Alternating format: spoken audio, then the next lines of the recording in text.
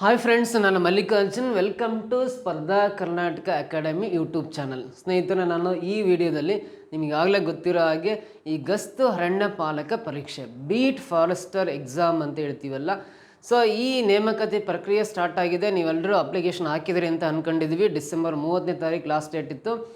ಸ್ನೇಹಿತರೆ, ಈಗಾಗಲೇ ಈ ಮ್ಯಾಥ್ಸ್ ಸಂಬಂಧಪಟ್ಟಂಥ 7 ವೀಡಿಯೋಸ್ನ ನಮ್ಮ ಯೂಟ್ಯೂಬ್ ಚಾನಲಲ್ಲಿ ಅಪ್ಲೋಡ್ ಮಾಡಿದ್ದೀನಿ. ಅದರ ಒಂದು ಪ್ಲೇ ಲಿಸ್ಟ್ ಕೂಡ ಇದೆ. ಆ 7 ವೀಡಿಯೋಸ್ನ ಯಾರು ವಾಚ್ ಮಾಡಿಲ್ಲ, ದಯವಿಟ್ಟು ಆ 7 ವೀಡಿಯೋಸ್ನ ವಾಚ್ ಮಾಡಿ. ಇದು 8ನೇ ವೀಡಿಯೋನ ವಾಚ್ ಮಾಡ್ತಾ ಬನ್ನಿ. ಸೊ ಹಾಗೆ ಸ್ಪರ್ಧಾ ಕರ್ನಾಟಕ ಅಕಾಡೆಮಿ ಶಿವಮೊಗ್ಗದಲ್ಲಿ ಈ ಬೀಟ್ ಫಾರೆಸ್ಟರ್ ಎಕ್ಸಾಮಿಗೆ ಸ್ಪೆಷಲಾಗಿ ಕೋಚಿಂಗ್ ಕೊಡ್ತಕ್ಕಂಥ ಕರ್ನಾಟಕದ ಏಕೈಕ ಸಂಸ್ಥೆ ಸ್ಪರ್ಧಾ ಕರ್ನಾಟಕ ಅಕಾಡೆಮಿ. ಈಗ ಆಲ್ರೆಡಿ ಆಫ್ಲೈನ್ ಕ್ಲಾಸಸ್ ಸ್ಟಾರ್ಟ್ ಆಗಿದೆ. ಇದೇ ಜನವರಿ 1ನೇ ತಾರೀಕು ಹೊಸ ವರ್ಷದ ಪ್ರಯುಕ್ತ ಸ್ಪರ್ಧಾ Karnataka academy online batches start ಆಗ್ತಾ ಇದೆ. ಬೀಟ್ ಫಾರೆಸ್ಟರ್ ಎಕ್ಸಾಮಿಗೆ ಸಂಬಂಧಪಟ್ಟಂತೆ ಗೂಗಲ್ ಪ್ಲೇಸ್ಟೋರಲ್ಲಿ ಸ್ಪರ್ಧಾ ಕರ್ನಾಟಕ ಅಕಾಡೆಮಿ ಅಂತ ಒಂದು ಮೊಬೈಲ್ ಆ್ಯಪನ್ನು ನೀವು ಡೌನ್ಲೋಡ್ ಮಾಡ್ಕೊಂಡು ಇಟ್ಕೊಂಡ್ರೆ, ಸೊ ಜನವರಿ 1ನೇ ತಾರೀಕು ಒಂದು ಆಫರ್ ಪ್ರೈಸಲ್ಲಿ ನಿಮಗೆ ಸಿಗ್ತಾ ಇದೆ. ಕಂಪ್ಲೀಟ್ ಪ್ಯಾಕೇಜ್ ಕೋರ್ಸ್ ಸಿಗ್ತಾ ಇದೆ. ಮ್ಯಾಥ್ಸ್ನ ಹೆಚ್ಚು ಕ್ಲಾಸಸ್ ಇರ್ತವೆ, ಹಾಗೆ ಎಲ್ಲ ಸಬ್ಜೆಕ್ಟ್ ಕ್ಲಾಸಸ್ ಕೂಡ ನಿಮಗೆ ಸಿಗ್ತಾ ಹೋಗುತ್ತೆ.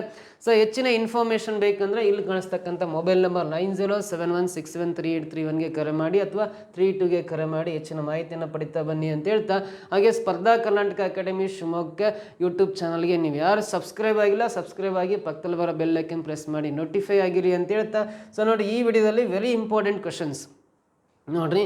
ಈ ವಿಡಿಯೋದಲ್ಲಿ ಬರ್ತಕ್ಕಂಥ ಪ್ರಶ್ನೆಗಳು ಮೋಸ್ಟ್ ಎಕ್ಸ್ಪೆಕ್ಟೆಡ್ ಕ್ವಶನ್ಸ್. ಈ ಥರ ಪ್ರಶ್ನೆಗಳೇ ಅತಿ ಹೆಚ್ಚು ಈ ಬೀಟ್ ಫಾರೆಸ್ಟರ್ ಅಥವಾ ಫೈನ್ ದ ಫಾರೆಸ್ಟ್ ಗಾರ್ಡ್ ಎಕ್ಸಾಮಲ್ಲಿ ಕೇಳಲಾಗಿತ್ತು. ನೆಕ್ಸ್ಟ್ ಕೇಳೋ ಚಾನ್ಸಸ್ ಇರುತ್ತೆ. ಆ ಥರ ಇಂಪಾರ್ಟೆಂಟ್ ಕ್ವಶನ್ಸು ನಿಮಗೆ ಯಾವ ಟೆಕ್ಸ್ಟ್ ಬುಕ್ಕಲ್ಲಿ ಈ ಥರ ಕ್ವಶನ್ಸ್ ಸಿಗೋ ಸಾಧ್ಯತೆ ಕಡಿಮೆ ಇರುತ್ತೆ. ನೋಡಿ, ಇಲ್ಲಿ ಎ ಮತ್ತು ಬಿ ಅನ್ನೋ 2 ಗಣಗಳು ಅಂತಿದೆ. A and B are two non empty sets ಅಂತ ಕೊಟ್ಟಿದ್ದಾನೆ. ಅಂದರೆ ಖಾಲಿ ಇಲ್ಲದ 2 ಗಣಗಳು ಅಂತ ಹೇಳಿರ್ತಾನೆ. ಆ 2 ಗಣಗಳಲ್ಲಿ 5 ಗಣಾಂಶಗಳು ಸಾಮಾನ್ಯವಾಗಿದ್ದು ಅಂತಿದೆ. ಆ 2 ಗಣಗಳಲ್ಲಿ 5 ಗಣಾಂಶಗಳು ಕಾಮನ್ ಇದ್ದಾವೆ ಅಂತ ಕೊಟ್ಟಿದ್ದಾನೆ. ಸೊ 5 ಗಣಾಂಶಗಳು ಸಾಮಾನ್ಯವಾಗಿದ್ದು ಎ ಇಂಟು ಬಿ ಮತ್ತು ಬಿ ಇಂಟು ಎ ಗಣಗಳಲ್ಲಿ ಎಷ್ಟು ಅಂಶಗಳು ಸಾಮಾನ್ಯವಾಗಿರುತ್ತವೆ ಅಂತ ಪ್ರಶ್ನೆ ಕೇಳಿದ್ದಾನೆ. ನೋಡ್ರಿ, ಎ ಗಣದಲ್ಲಿ ಮತ್ತು ಬಿ ಗಣದಲ್ಲಿ ಕಾಮನ್ ಎಲಿಮೆಂಟ್ಸ್ 5 ಕಾಮನ್ ಎಲಿಮೆಂಟ್ಸ್ ಇದ್ದಾವೆ ಅಂತ ಕೊಟ್ಟಿದ್ದಾನೆ. ಎ ಗಣ ಮತ್ತು ಬಿ ಗಣದಲ್ಲಿ 5 ಎಲಿಮೆಂಟ್ಸ್ ಅಂದರೆ 5 ಎಲಿಮೆಂಟ್ಸ್ ಕಾಮನ್ ಇದ್ದಾವೆ. ಅಂದರೆ ಎ ಇಂಟು ಬಿ ಗಣದಲ್ಲಿ ಅಥವಾ ಎ ಕ್ರಾಸ್ ಬಿ ಅಂತ ಓದ್ತೀವಿ. ಎ ಕ್ರಾಸ್ ಬಿ ಗಣದಲ್ಲಿ, ಹಾಗೆ ಬಿ ಕ್ರಾಸ್ ಎ ಗಣದಲ್ಲಿ, ಅಥವಾ A related to B, B related to A ಅಂತ ನಾವು ಇನ್ ಪರ್ಟಿಕ್ಯುಲರ್ ಆಗಿ ಓದ್ತೀವಿ. ಆ ಗಣಗಳಲ್ಲಿ ಎಷ್ಟು ಗಣಾಂಶಗಳು ಕಾಮನ್ ಆಗಿರ್ತವೆ ಅಂತ ಕೇಳಿದ್ದಾನೆ. ಸೊ ಎಷ್ಟು ಗಣಾಂಶಗಳು ಕಾಮನ್ ಆಗಿರ್ತವೆ ಅಂದರೆ ಇದಕ್ಕೆ ಆನ್ಸರು ಸೊ ವೆರಿ ಸಿಂಪಲ್ಲು, 25 ಗಣಾಂಶಗಳು ಕಾಮನ್ ಇರ್ತವೆ. ಭಾಳ ಈಸಿಯಾಗಿ ಆನ್ಸರ್ ಮಾಡ್ಬೋದು.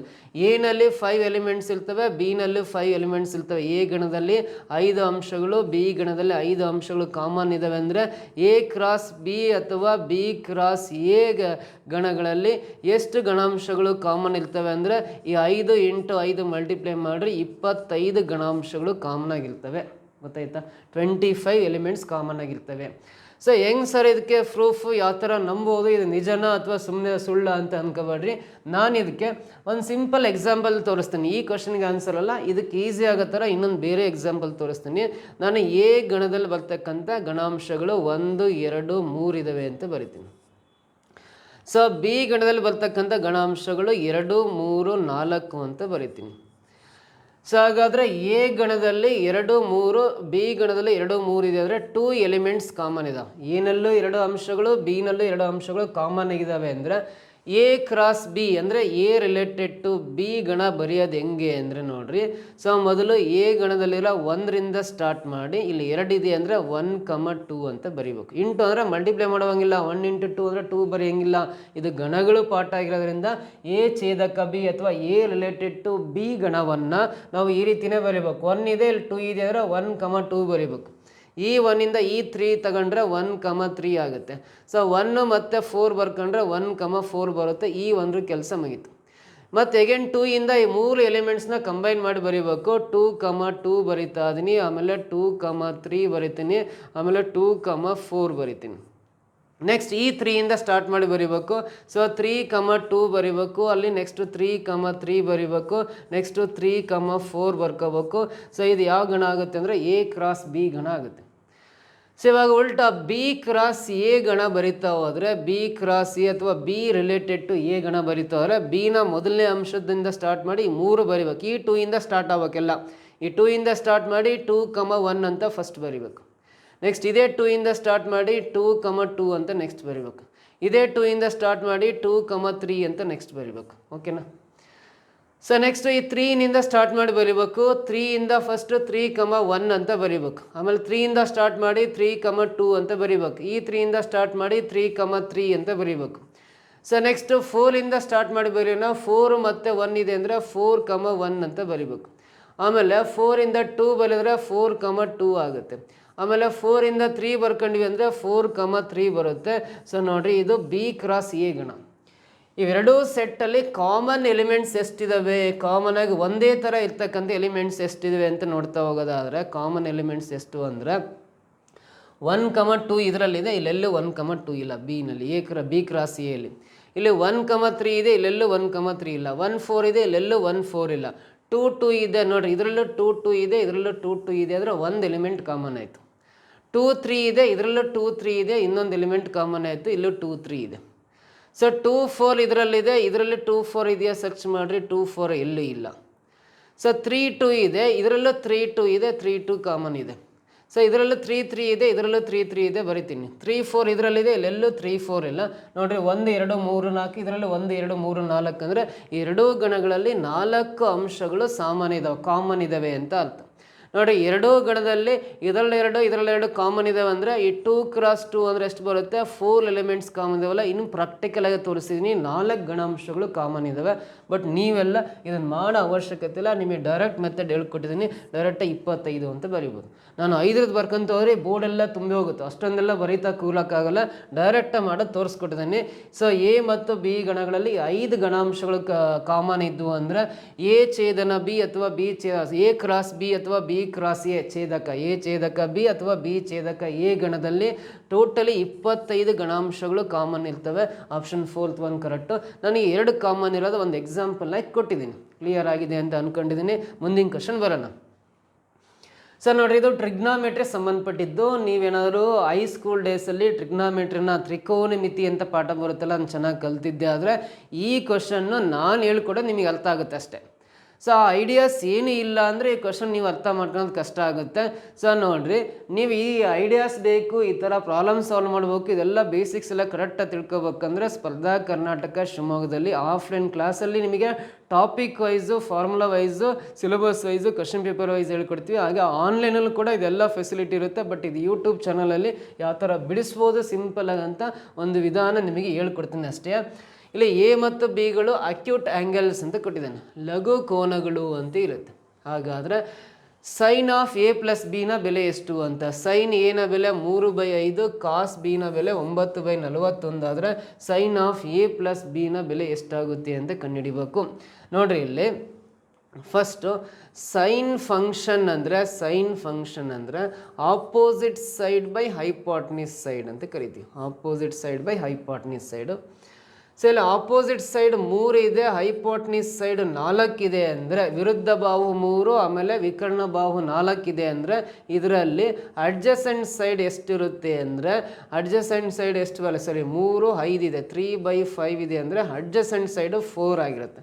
ಯಾವ ಆಧಾರದ ಮೇಲೆ ನಾನು 4 ಬರಿತೀನಿ ಅಂದರೆ, ನೋಡ್ರಿ, ನಾವು ರೈಟ್ ಆ್ಯಂಗಲ್ ಟ್ರಯಾಂಗಲ್ ಲಂಬ ಕೋನ ತ್ರಿಭುಜದ ಪ್ರಕಾರ ಅದರಲ್ಲೂ ಪೈಥಾಗೋರಸ್ನ ತ್ರಿವಳಿಗಳು ಅಂತಿದ್ದಾವೆ, ಪೈಥಾಗೋರನ್ ಟ್ರಿಪ್ಲೆಟ್ಸ್.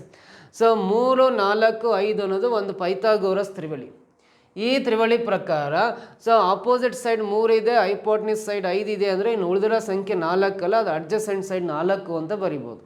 ಇಲ್ಲಪ್ಪ ಈ ಟ್ರಿಪ್ಲೆಟ್ ನೆನಪಿಲ್ಲ ಅಂದರೆ ನೀವು ಹೈಪಾಟ್ನಿಸ್ ಸೈಡ್ ಗೊತ್ತಿತ್ತು ಅಂದರೆ ಹೈಪಾಟ್ನಿಸ್ ಸೈಡ್ 5 ಇದೆಯಲ್ಲ 5ಕ್ಕೆ ಸ್ಕ್ವೇರ್ ಮಾಡಿ, ಆಪೋಸಿಟ್ ಸೈಡ್ 3 ಇದೆಯಲ್ಲ 3ಕ್ಕೆ ಸ್ಕ್ವೇರ್ ಮಾಡಿರಿ. 5 ಸ್ಕ್ವೇರ್ ಅಂದರೆ 25, 3 ಸ್ಕ್ವೇರ್ ಅಂದರೆ 9, ಇವೆರಡು ಮೈನಸ್ ಮಾಡಿದ್ರೆ 16 ಬರುತ್ತೆ.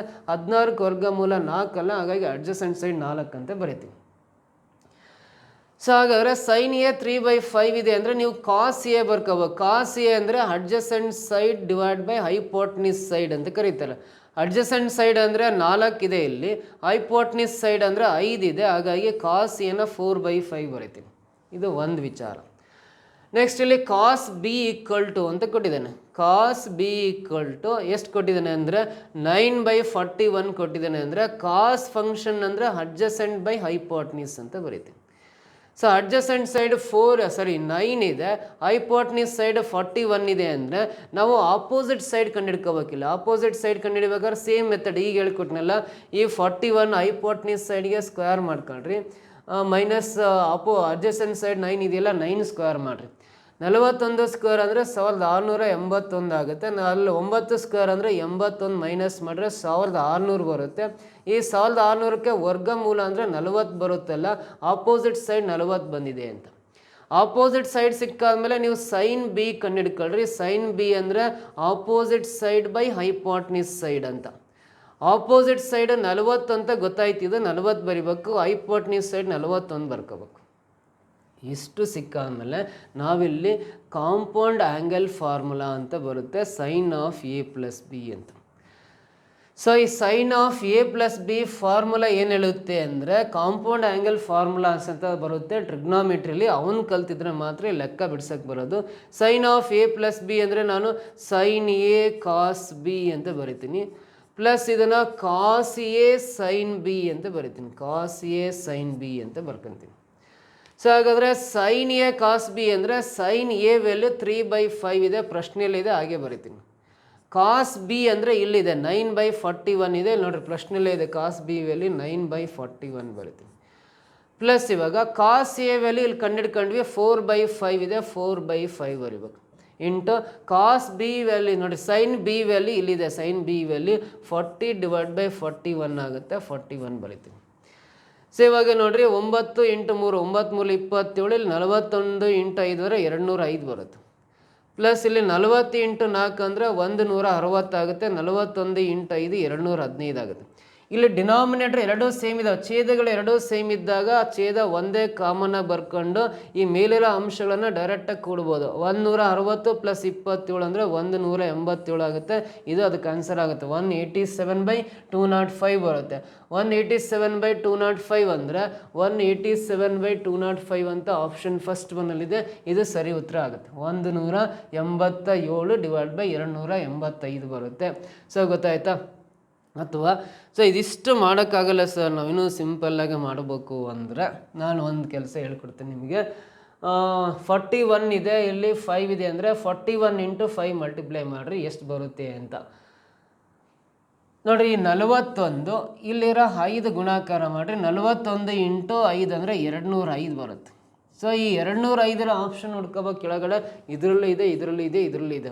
ಆ ಮೆಥಡ್ ಏನಾಗುತ್ತೆ ಅಂದರೆ ಫೇಲ್ ಆಗಿಬಿಡುತ್ತೆ, ಆ ಮೆಥಡ್ ಫೇಲ್ ಆಗುತ್ತೆ. ಸೊ ಹಾಗಾಗಿ ಅನಿವಾರ್ಯವಾಗಿ ಈ ಥರ ಲೆಕ್ಕ ಮಾಡಲೇಬೇಕಾಗುತ್ತೆ. ಫೈನಲಿ ಆನ್ಸರ್ ಸರಿ ಬರುತ್ತೆ 187/205. ಇದು ಟ್ರಿಗ್ನಾಮೆಟ್ರಿ ಪಕ್ಕ ಕಲ್ತಿದ್ದಾರಾದರೆ ಈ ಪ್ರಶ್ನೆಗೆ ನೀವು ಆನ್ಸರ್ ಮಾಡೋಕ್ಕೆ ಸಾಧ್ಯತೆ ಇದೆ. ಮುಂದಿನ ಪ್ರಶ್ನೆ ಬರೋಣ. ಇಲ್ಲಿ ಎಮ್ನ ಬೆಲೆ ಕೊಟ್ಟಿದ್ದಾನೆ tan T plus sine T ಅಂತ. ಎನ್ ಇದ್ದತ್ರ tan T minus sine T ಹಾಕ್ರಿ ಅಂತ ಕೊಟ್ಟಿದ್ದಾನೆ. ಎಮ್ ಇದ್ದತ್ರ ಇದನ್ನು ಬರ್ಕೊಂಡು ಎನ್ ಇದ್ದತ್ರ ಇದನ್ನು ಹಾಕಿ m² - n² ಬೆಲೆ ಕಂಡುಹಿಡಿರಿ ಎಷ್ಟು ಬರುತ್ತೆ ಅಂತ ಪ್ರಶ್ನೆ ಕೇಳಿದ್ದಾನೆ. ಸೊ m² - n² ಬೆಲೆ ಕಂಡುಹಿಡಿಬೇಕಂದ್ರೆ ವೆರಿ ಸಿಂಪಲ್ ಇದೆ. ಇದು ಟ್ರಿಗ್ನಾಮೆಟ್ರಿಯಲ್ಲೇ ಬರ್ತಕ್ಕಂಥದ್ದು, ತ್ರಿಕೋನಮಿತಿ. ನೋಡಿರಿ, ಫಾರೆಸ್ಟ್ ಗಾರ್ಡ್ ಅಂದರೆ ಈ ಥರ ಪ್ರಶ್ನೆಗಳೇ ಕೇಳ್ತಕ್ಕಂಥದ್ದು. ಇದನ್ನು ಸೊ ನೀಟಾಗಿ ಬೇಸಿಕ್ಕಿಂದ ಕಲ್ತರಿಗಂತೂ ಇದೇನು ಕಷ್ಟ ಅಂತ ಅಲ್ಲ, ಸಾಲ್ವ್ ಮಾಡ್ಬೋದು, ಈಸಿ ಇರುತ್ತೆ.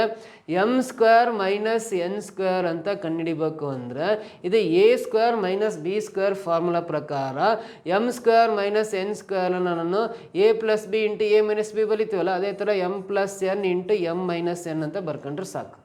m² - n² a² - b² formula ಪ್ರಕಾರ a + b × a - b ಬರಿತೀವಲ್ಲ, ಇಲ್ಲಿ a b ಬದಲಾಗಿ m n ಇದಾವೆ, m + n × m - n ಬರ್ಕೋಬೇಕು. So ಇಲ್ಲಿ m ಅಂದರೆ ಇದಿಷ್ಟು ಬರಬೇಕು, m ಜಾಗದಲ್ಲಿ ಇದಿಷ್ಟು ಬರ್ಕೋಬೇಕು. m ಇದ್ದತ್ರ ಈ m ಇದ್ದತ್ರ ಟ್ಯಾನ್ ಟಿ ಬರ್ಕೊಂಡು ಪ್ಲಸ್ ಸೈನ್ ಟಿ ಬರಿಬೇಕು. ಇಲ್ಲಿ ಪ್ಲಸ್ ಇದೆ, ಈ ಪ್ಲಸ್ ಹಾಕ್ತೀನಿ. ಈ ಎನ್ ಇದ್ದತ್ರ ಇದನ್ನು ಬರಿಬೇಕು, ಎನ್ ಇದ್ದತ್ರ ಟ್ಯಾನ್ ಟಿ ಬರ್ಕೊಂಡು ಪ್ಲಸ್ ಅಲ್ಲ ಮೈನಸ್ ಇದೆ, ಟ್ಯಾನ್ ಟಿ ಆದಮೇಲೆ ಮೈನಸ್ ಇದೆ, ಇಲ್ಲಿ ಮೈನಸ್ ಹಾಕ್ಕೊಳ್ಳೋಣ. Tan T minus sine T ಬರಿತೀನಿ.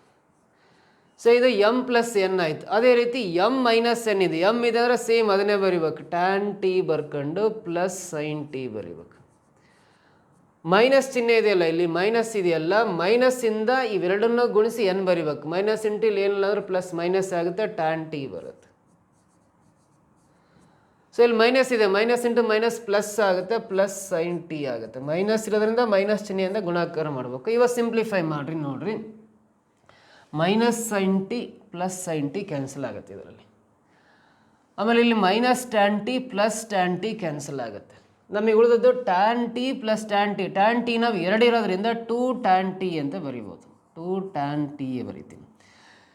ಇಲ್ಲಿ 1 ಸೈನ್ ಟಿ ಇದೆ, ಇಲ್ಲೊಂದು ಸೈನ್ ಟಿ ಡಿ ಅಂದರೆ 2 ಸೈನ್ ಟಿ ಇದೆ ಅಂದರೆ 2 ಸೈನ್ ಟಿ ಅಂತ ಬರಿಬೇಕು. ಈ 2ನ ಗುಣಾಕಾರ ಮಾಡಿ 2 ಇಂಟು 2 4 ಆಗುತ್ತೆ. ಇಲ್ಲಿ ಟ್ಯಾನ್ ಟಿ ಉಳ್ಕಂತು, ಆಮೇಲೆ ಮುಂದೆ ಸೈನ್ ಟಿ ಉಳ್ಕಂತು.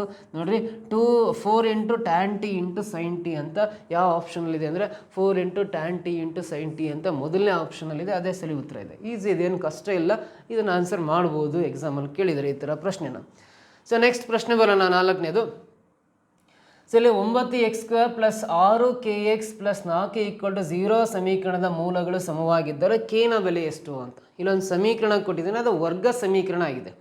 ಸೊ ಇಲ್ಲಿ ಘಾತ ಹೈಯೆಸ್ಟ್ ಡಿಗ್ರಿ 2 ಇದೆ ಅಂದರೆ ಇದು ವರ್ಗ ಸಮೀಕರಣ ಅಂತ ಕರಿತೀವಿ, ಕ್ವಾಡ್ರಾಟಿಕ್ ಈಕ್ವೇಷನ್ ಅಂತ ಕರಿತೀವಿ. ಈ ವರ್ಗ ಸಮೀಕರಣದ ಮೂಲಗಳು ಸಮವಾಗಿದ್ದರೆ ಕೇನ ಬೆಲೆ ಎಷ್ಟು ಅಂತ ಕೇಳಿದ್ದಾನೆ. ಕೇನ ಬೆಲೆ ಎಷ್ಟಾಗುತ್ತೆ ಅಂತ ಪ್ರಶ್ನೆ ಕೇಳಿದ್ದಾನೆ.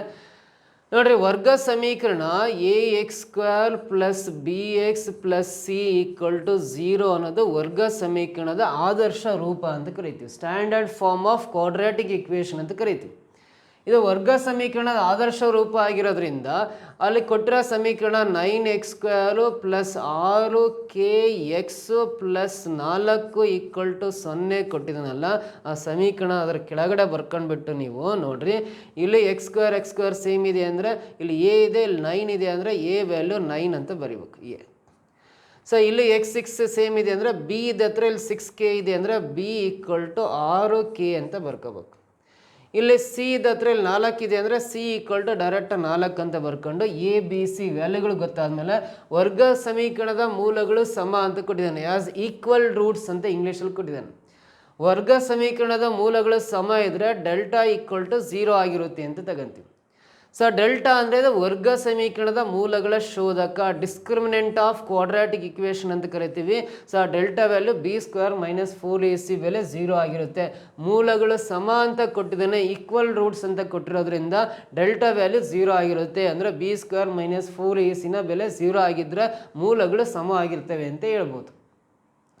ಸೊ ಹಾಗಾದ್ರೆ ಬಿ ಅಂದರೆ ಇಲ್ಲಿ 6k ಇದೆಯಲ್ಲ, 6k ಹೋಲ್² ಬರೀತೀನಿ. b² ಅಂದರೆ -4 ಬರ್ಕೊಳ್ರಿ, ಇಂಟು ಎ ಅಂದರೆ 9 ಇಂಟು ಸಿ ಅಂದರೆ 4 = 0 ಬರೀತೀನಿ. 6k² ಅಂದರೆ 6 36 k² ಬರೀತಾ ಅದನ್ನೇ, -4 9 36 ಇಂಟು 4 ಅಂದರೆ 144 ಆಗುತ್ತೆ, = 0 ಬರೀತೀನಿ. 144ನ ರೈಟ್ ಸೈಡಿಗೆ ತಗೊಂಬರ್ತೀನಿ. ರೈಟ್ ಸೈಡಿಗೆ ತಗೊಂಬಂದೆ ಅಂದರೆ ಪ್ಲಸ್ 144 ಆಗುತ್ತೆ. 36 ಅಂದರೆ 36 4 144 ಕ್ಯಾನ್ಸಲ್ ಆಗುತ್ತೆ. ಸೊ ಅವಾಗ ಕೆ = ಬೇಕಂದರೆ ಸ್ಕ್ವೇರ್ ತೆಗಿಬೇಕಂದ್ರೆ ರೈಟ್ ಸೈಡಲ್ಲಿ +or - ಬರ್ಕೊಂಡು ಇಲ್ಲಿ ಸಂಖ್ಯೆ 4 ಬರೀಬೇಕು. ಈ ಸ್ಕ್ವೇರ್ ಎಲಿಮಿನೇಟ್ ಮಾಡ್ಬೇಕಾದ್ರೆ ರೈಟ್ ಸೈಡಲ್ಲಿ +or - ಬರೀತಾನೆ. ಸೊ 4ಕ್ಕೆ ವರ್ಗಮೂಲ ಅಂದರೆ 2 ಬರುತ್ತೆ, ಅಂದರೆ ಕೆನ ಒಂದು ವ್ಯಾಲ್ಯೂ +2 ಬರುತ್ತೆ, ಕೆನ ಮತ್ತೊಂದು ವ್ಯಾಲ್ಯೂ -2 ಬರುತ್ತೆ. ಸೊ ಕೆನ ವ್ಯಾಲ್ಯೂ +2 ಆದರೂ ಕರೆಕ್ಟೇ, -2 ಆದರೂ ಕರೆಕ್ಟೇ, +2 -2 ಅಂತ ನೋಡ್ರಿ. 2 or -2 ಅಂದರೆ +2 ಅಥವಾ -2, ಆಪ್ಷನ್ 4th ಒಂದು ಸರಿ ಉತ್ತರ ಆಗುತ್ತೆ. ಗೊತ್ತಾಯ್ತಾ ಕೆನ ಬೆಲೆ ಎಷ್ಟು ಅಂತ ಈ ಥರ ನಾವು ಕಂಡುಹಿಡಿಬೋದು. ಸೊ ನೆಕ್ಸ್ಟ್ ಮುಂದಿನ ಪ್ರಶ್ನೆ ಬರೋಣ. f(x) ಅಂತ ಒಂದು ಫಂಕ್ಷನ್ ಕೊಟ್ಟಿದ್ದಾನೆ, g(x) ಅಂತ ಮತ್ತೊಂದು ಫಂಕ್ಷನ್ ಕೊಟ್ಟಿದ್ದಾನೆ. ಇವೆರಡು ವಾಸ್ತವ ಉತ್ಪನ್ನಗಳು, ಇಂಗ್ಲೀಷಲ್ಲಿ ರಿಯಲ್ ಫಂಕ್ಷನ್ಸ್ ಅಂತ ಆಗಿದ್ವು. ಅವು ರಿಯಲ್ ಫಂಕ್ಷನ್ಸ್ ಅಥವಾ ವಾಸ್ತವ ಉತ್ಪನ್ನಗಳಾಗಿದ್ದರೆ f + g(x) ಬೆಲೆ ಎಷ್ಟು ಅಂತ ಕೇಳಿದ್ದಾನೆ. ಅಂದರೆ ವೆರಿ ಸಿಂಪಲ್ಲು, ಎಫ್ ಅನ್ನೋದು ಒಂದು ಫಂಕ್ಷನ್ನು, ಜಿ ಅನ್ನೋದು ಒಂದು ಫಂಕ್ಷನ್ನು, ಅವೆರಡೂ ಕೂಡಿದ್ರೆ f + g(x) ಅಂತ ಬರಿತೀವಿ. ಅಂದರೆ ಈ ಎಫ್ ಫಂಕ್ಷನನ್ನು ಮತ್ತು ಜಿ ಫಂಕ್ಷನನ್ನು ಕೂಡಬೇಕು ಅಂತ ನೋಡ್ರಿ. f(x) ಪ್ಲಸ್ g(x) ಇವೆರಡನ್ನ ಕೂಡ್ರಿ ಅಂತ ಅರ್ಥ. f + g(x) ಅಂದರೆ ಎರಡನ್ನ ಕೂಡಿದ್ವಿ ಅಂದರೆ f(x) ಅಂದರೆ x² ಬರಿತೀನಿ, ಪ್ಲಸ್ ಜಿ ಆಫ್ ಎಕ್ಸ್ ಅಂದರೆ 2x ಪ್ಲಸ್ 1 ಅಂತ ಬರ್ಕೊಂಡು, ಸೊ ಇಲ್ಲಿ ಎಕ್ಸ್ ಕಾಮನ್ ಇದೆ ಅಂದರೆ ಇದನ್ನ F plus G of X ಅಂತ ಬರಿಬೋದು. ಎರಡರಲ್ಲೂ ಎಕ್ಸ್ ಕಾಮನ್ ಆಗಿರೋದ್ರಿಂದ ಇವಾಗ X square plus 2x plus 1 ನಾನು ಏನು ಬರಿತೀನಿ ಅಂದರೆ X plus 1 whole square formula ಆಗುತ್ತೆ ಅಂತ ಬರಿತೀನಿ. ಯಾಕೆಂದ್ರೆ ನೋಡ್ರಿ, ಇದು A plus B whole square formula ಪ್ರಕಾರ ಬಿಡಿಸ್ತಾ ಹೋದರೆ A plus B whole square ಅಂದರೆ A square plus 2ab plus B square ಅಂತ ಬರಿಬೋದಲ್ಲ. ಇದನ್ನು ಎಕ್ಸ್ ಪ್ಲಸ್ 1 ಹೋಲ್ ಸ್ಕ್ವೇರ್ ಬರೆಯೋದಾದರೆ ನೋಡ್ರಿ, so X square plus 2 into A ಅಂದರೆ ಎಕ್ಸು, ಬಿ ಇದ್ದತ್ರ 1 ಇದೆ, ಸೊ ಪ್ಲಸ್ ಬಿ ಸ್ಕ್ವೇರ್ ಅಂದರೆ 1 ಸ್ಕ್ವೇರ್ ಆಗುತ್ತೆ. ಸೊ ಇದು ಎಕ್ಸ್ ಸ್ಕ್ವೇರ್ ಪ್ಲಸ್ 2 ಇಂಟು 1 2ನೇ ಆಗುತ್ತೆ, 2x ಬರುತ್ತೆ. ಇದು ಪ್ಲಸ್ 1 ಸ್ಕ್ವೇರ್ ಅಂದರೆ 1 ಬರುತ್ತೆ. X square plus 2x plus 1 ಅಂದರೆ ನೋಡಿ, ಇಲ್ಲಿ X square plus 2x plus 1 ಇದೆ, ಅದನ್ನು ಎಕ್ಸ್ ಪ್ಲಸ್ 1 ಹೋಲ್ ಸ್ಕ್ವೇರ್ ಅಂತ ಬರಿಬೋದು. ಇಲ್ಲಿ ಎಕ್ಸ್ ಪ್ಲಸ್ 1 ಹೋಲ್ ಸ್ಕ್ವೇರ್ ಅಂತ ಮೊದಲನೇ ಆಪ್ಷನಲ್ಲಿ ಇದೆ, ಅದೇ ಸರಿ ಉತ್ತರ ಆಗುತ್ತೆ. ನೋಡಿರಿ, ರಿಯಲ್ ಫಂಕ್ಷನ್ಸ್ ಮೇಲೆ ಪ್ರಶ್ನೆ ಕೇಳಿದ್ದಾನೆ, ಈ ರೀತಿ ಆನ್ಸರ್ ಮಾಡ್ಬೋದು. ವೆರಿ ಸಿಂಪಲ್ ಕ್ವಶನ್ನು, ಬಟ್ ಇವೆಲ್ಲ ಐಡಿಯಾಸ್ ಇದ್ದವರು ಈಸಿಯಾಗಿ ಎಕ್ಸಾಮಲ್ಲಿ ಮಾರ್ಕ್ಸ್ ತಗೋಬೋದಾಗುತ್ತೆ. ನೆಕ್ಸ್ಟ್ ಪ್ರಶ್ನೆ ಕೊಟ್ಟಿದ್ದೀನಿ ನೋಡ್ರಿ, the 15th term from the end of the sequence 7, 10, 13 and so on 130 is ಅಂತಿದೆ. ಸೊ ಇಲ್ಲಿ 7ರಿಂದ 130 ತನಕ ಒಂದು ಸೀರೀಸ್ ಇದೆ. ಈ ಸರಣಿಯ 15ನೇ ಪದ ಎಷ್ಟು ಅಂತ ಕೇಳಿದ್ದಾನೆ. ಸೊ 15ನೇ ಪದ ಅಂದರೆ ನೋಡ್ರಿ 7, 10, 13 ಅಂತ ಇದೆ. ನೋಡ್ರಿ 7ರಿಂದ 10 ಅಂದರೆ 7 ಪ್ಲಸ್ 3 10 ಆಗುತ್ತೆ. ಸೊ 10 ಪ್ಲಸ್ 3 13 ಬರುತ್ತೆ. ಸೊ 3 ಇದೆ ಅಂದರೆ ಇಲ್ಲಿ ವ್ಯತ್ಯಾಸ ಸೇಮ್ ಇದೆ. ವ್ಯತ್ಯಾಸ ಸೇಮ್ ಇದೆ ಅಂದರೆ ಇದು ಸಾಮಾನ್ಯ ವ್ಯತ್ಯಾಸ 3 ಇದೆ ಅಂದರೆ ಇದು ಕಾಮನ್ ಡಿಫ್ರೆನ್ಸ್ ಸೇಮ್ ಇದೆ ಅಂದರೆ ಇದು ಅರ್ಥಮೆಟಿಕ್ ಪ್ರೋಗ್ರೆಷನ್ ಅಂತ ಕರಿತೀವಿ, ಸಮಾಂತರ ಶ್ರೇಣಿ ಅಂತ ಕರಿತೀವಿ. ಸೊ ಇದು ಮೊದಲನೇ ಪದ T1 ಅಂತ ಕರಿತೀವಿ, ಇದು ಎರಡನೇ ಪದ T2, ಇದು ಮೂರನೇ ಪದ ಅಂದರೆ 15ನೇ ಪದ ಅಂದರೆ T15 ಕಂಡುಹಿಡಿತಾ ಹೋಗ್ಬೇಕು. ಹಿಂಗೆ ಕೂಡ್ಕೊಂತ ಹೋದ್ರೆ ಸಿಗುತ್ತೆ. 13 ಪ್ಲಸ್ 3 ಅಂದರೆ 16, 16 plus 3 19, 19 3 22, 22 3 25, 25 3 28, next 31, next 3 ಕೂಡಿದ್ರೆ 34, next 3 ಕೂಡಿದ್ರೆ 37, next 40, next 43 ಆಗುತ್ತೆ, ನೆಕ್ಸ್ಟ್ 46 ಆಗುತ್ತೆ, ನೆಕ್ಸ್ಟ್ 49 ಆಗುತ್ತೆ, ಆಮೇಲೆ 52 ಆಗುತ್ತೆ, 55 ಆಗುತ್ತೆ, ಆಮೇಲೆ 58 ಆಗುತ್ತೆ ಆ್ಯಂಡ್ ಸೊ ಹಿಂಗೆ ಬರ್ಕೊಂತ ಹೋಗ್ಬೋದು. ಸೊ ಇದು T3 ಅಂದರೆ ಇದು 4ನೇ ಪದ, ಇದು 5ನೇ ಪದ, ಇದು 6ನೇ ಪದ, ಇದು 7ನೇ ಪದ, ಇದು 8ನೇ ಪದ, ಇದು 9ನೇ ಪದ, ಇದು 10ನೇ ಪದ, ಇದು 11ನೇದಾಗುತ್ತೆ, ಇದು 12ನೇದಾಗುತ್ತೆ, ಇದು 13ನೇ ಟರ್ಮ್ ಆಗುತ್ತೆ, ಇದು 14ನೇದಾಗುತ್ತೆ, ಇದು 15ನೇ ಆಗುತ್ತೆ. 15ನೇ ಟರ್ಮ್ ಎಷ್ಟಿದೆ ಅಂದರೆ 49 ಇದೆ. ಸೊ ಹಾಗಾಗಿ ಸೆಕೆಂಡ್ ಆಪ್ಷನ್ನೇ ಸರಿ ಉತ್ತರ. ನೀವೇನು ಮಾಡೋ ಅವಶ್ಯಕತೆ ಇಲ್ಲ, ಈ ಥರ ಬರ್ಕೊಂತ ಹೋದ್ರೆ ಸಾಕು. ಇದು ಒಂದು ವಿಧಾನ. ಸೊ ಅಥವಾ ಇದು ಸಮಾಂತರ ಶ್ರೇಣಿ ಅಂತ ಗೊತ್ತಾಯ್ತು. ಇಲ್ಲಿ ವ್ಯತ್ಯಾಸ ಸೇಮ್ ಇದೆ ಅಂದರೆ ಇದು ಸಮಾಂತರ ಶ್ರೇಣಿ, ಅರ್ಥಮೆಟಿಕ್ ಪ್ರೋಗ್ರೆಷನ್ ಅಂತ ಕರೆಯೋದ್ರಿಂದ ಇದರಲ್ಲಿ ಫಸ್ಟ್ ಟರ್ಮ್ ಅಂದರೆ A = 7 ಅಂತ ಬರೀತೀವಿ. ಕಾಮನ್ ಡಿಫ್ರೆನ್ಸ್ ಸಾಮಾನ್ಯ ವ್ಯತ್ಯಾಸ 3 ಅಂತ ಗೊತ್ತಾಯ್ತಲ್ಲ, 3 ಅಂತ ಬರೀತೀವಿ. ಸಮಾಂತರ ಶ್ರೇಣಿಯ 15ನೇ ಪದ ಅಂದರೆ T15 ಕಂಡುಹಿಡಿಬೇಕಂದ್ರೆ 15ನೇ ಪದ ಕಂಡುಹಿಡಿಬೇಕಾದ್ರೆ ಅದನ್ನ A + 14D ಅಂತ ಬರೀತೀವಿ. ಸೊ ಮೊದಲನೇ ಪದ ಎ, ಎರಡನೇ ಪದ ಬೇಕಂದ್ರೆ A + D, ಮೂರನೇ ಪದ ಅಂದರೆ A + 2D ಬರಿತೀವಿ, ನಾಲ್ಕನೇ ಪದ ಬೇಕಂದ್ರೆ A + 3D ಬರಿತೀವಿ. ಹಾಗಾದ್ರೆ ಸಮಾಂತರ ಶ್ರೇಣಿಯ 15ನೇ ಪದ ಬೇಕಂದರೆ ಇಲ್ಲಿ 15 ಇದೆ ಅಂದರೆ 1 ಕಡಿಮೆ ಮಾಡಿ 14D ಅಂತ ಬರಿಬೇಕು. ಎ ಅಂದರೆ ನಿಮಗೆ ಗೊತ್ತಿದೆ 7 ಬರ್ಕೋಬೇಕು, ಪ್ಲಸ್ 14 ಇಂಟು D ಅಂದರೆ 3 ಗೊತ್ತಿದೆ 3 ಬರ್ಕೋಬೇಕು. ಇವೆರಡು ಫಸ್ಟ್ ಗುಣಾಕಾರ ಮಾಡಿರಿ. 14 ಇಂಟು 3 ಅಂದರೆ 14 3 42, ಪ್ಲಸ್ ಇದಕ್ಕೆ 7 ಕೊಡ್ರಿ 49 ಬರುತ್ತೆ. ಅಂದರೆ ಇದು ಸಮಾಂತರ ಶ್ರೇಣಿಯ 15ನೇ ಪದ 49 ಬರುತ್ತೆ. ಸೆಕೆಂಡ್ ಆಪ್ಷನ್ನೇ ಕರೆಕ್ಟು ಅಂತ ಈ ವಿಧಾನದಲ್ಲೂ ಕೂಡ ಇದಕ್ಕೆ ಆನ್ಸರ್ ಮಾಡ್ಕೋಬೋದು. ಗೊತ್ತಾಯ್ತಲ್ಲ, ಈ ಎರಡೂ ಮೆಥಡಲ್ಲಿ ಯಾವ್ದು ಬೇಕಾದ್ರೂ ಮಾಡ್ಕೋಬೋದು. ಈ ಥರ ಪ್ರಶ್ನೆಗಳು ಸೊ ಈ ಬೀಟ್ ಫಾರೆಸ್ಟಲ್ ಎಕ್ಸಾಮಲ್ಲಿ ಬರೋ ಚಾನ್ಸಸ್ ಇರುತ್ತೆ. ಸೊ ಈ ಥರ ಪ್ರಶ್ನೆಗಳಿಗೆ ಆನ್ಸರ್ ಮಾಡೋ ಐಡಿಯಾಸ್ ಬೇಕು, ಟಾಪಿಕ್ ವೈಸ್ ನಮಗೆ ಕ್ಲಾಸಸ್ ಬೇಕಂದರೆ ಸ್ಪರ್ಧಾ ಕರ್ನಾಟಕ ಅಕಾಡೆಮಿ ಆಫ್ಲೈನ್ ಬ್ಯಾಚಸ್ಗೂ ನೀವು ಅಡ್ಮಿಷನ್ ಆಗ್ಬೋದು, ಅಥವಾ ಆನ್ಲೈನ್ ಬ್ಯಾಚು ಜನವರಿ 1ನೇ ತಾರೀಕಿಂದ ಸ್ಟಾರ್ಟ್ ಆಗುತ್ತೆ. ಅದರಲ್ಲೂ ಕೂಡ ನೀವು ಅಡ್ಮಿಷನ್ ತಗೊಂಡು ಇದರ ಉಪಯೋಗವನ್ನು ಸಂಪೂರ್ಣವಾಗಿ ಪಡ್ಕೋಬೋದು ಅಂತ ಹೇಳ್ತಾ, ಈ ವಿಡಿಯೋ ನಿಮಗೆ ಇಷ್ಟ ಆಗಿದ್ದರೆ ಒಂದು ಲೈಕ್ ಮಾಡಿ, ಏನೇ ಅನಿಸಿದ್ರೂ ಕಮೆಂಟ್ ಮಾಡಿರಿ, ಪಾಸಿಟಿವ್ ಆರ್ ನೆಗೆಟಿವ್. ಸೊ ಹಾಗೆ ಈ ವಿಡಿಯೋ ಇಷ್ಟ ಆಗಿದ್ದರೆ ನಿಮ್ಮ ಫ್ರೆಂಡ್ಸಿಗೆಲ್ಲ ಗ್ರೂಪಿಗೆಲ್ಲ ಶೇರ್ ಮಾಡ್ತಾ ಬನ್ನಿ. ನೀವು ಹೆಚ್ಚು ಶೇರ್ ಮಾಡಿದೆ ಅಂತೆಲ್ಲ ನಾವು ಡೈಲಿ ನಮ್ಮ ಯೂಟ್ಯೂಬ್ ಚಾನಲಲ್ಲಿ ಈ ಎಕ್ಸಾಮಿಗೆ ಸಂಬಂಧಪಟ್ಟಂಥ ವೀಡಿಯೋಸ್ ಬಿಡ್ತಾ ಹೋಗ್ತೀವಿ. ಸೊ ಈ ವಿಡಿಯೋನ ಕೊನೆವರೆಗೂ ವಾಚ್ ಮಾಡಿದ್ದಕ್ಕೆ ತಮ್ಮೆಲ್ಲರಿಗೂ ಧನ್ಯವಾದಗಳು. Thank you so much.